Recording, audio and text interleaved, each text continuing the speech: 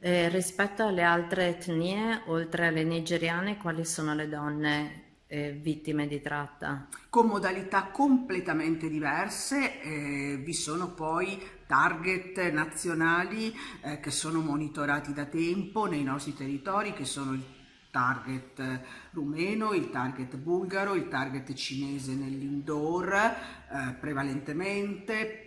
Probabilmente c'è un ritorno di donne albanesi nelle strade. Poi dipende dai singoli territori, perché poi insomma ogni territorio in realtà presenta delle specificità di tipo diverso. In modalità diversa, nel senso Modalità come... diverse dal punto di vista della gestione dello sfruttamento, perché ovviamente chi ne gestisce lo sfruttamento ha anche una modalità di intenderlo diversa, di organizzarlo diverso. Ovviamente parliamo di situazioni che sono anche dal punto di vista della struttura della condotta criminale diversa. Un conto è pensare alle grandi reti dello smuggling, un conto è pensare alle persone che vengono sfruttate nelle attività di prostituzione forzata che provengono dalla Romania, che magari sono gestite da vicini di casa, se non da parenti o comunque insomma come dire, all'interno di una gestione che non sempre ha quella struttura organizzativa dal punto di vista della condotta criminale che invece di necessità troviamo quando pensiamo ai traffici che provengono oggi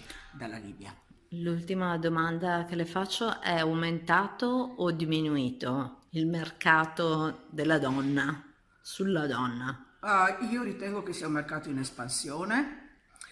Per svariate ragioni questa è una domanda a cui è molto difficile rispondere, è veramente impossibile motivare queste ragioni in pochissimo tempo. È una situazione, quella dell'acquisto delle prestazioni sessuali a pagamento, che ha come connotazione centrale la trasversalità del cliente rispetto all'età, all'appartenenza dal punto di vista dello stato sociale, alla nazionalità, anche probabilmente alle motivazioni che in qualche modo lo spingono all'avvicinarsi a quelli che sono i mercati della prostituzione, perché poi è talmente diversificata l'offerta che ovviamente potremmo parlare di mercati piuttosto che di mercato e di prostituzioni piuttosto che di prostituzione, sottolineando il fatto che ovviamente il grave sfruttamento sessuale nella forma della prostituzione forzata, della tratta di persone a scopo di sfruttamento sessuale e di riduzione in schiavitù per sfruttamento sessuale sono cosa diversa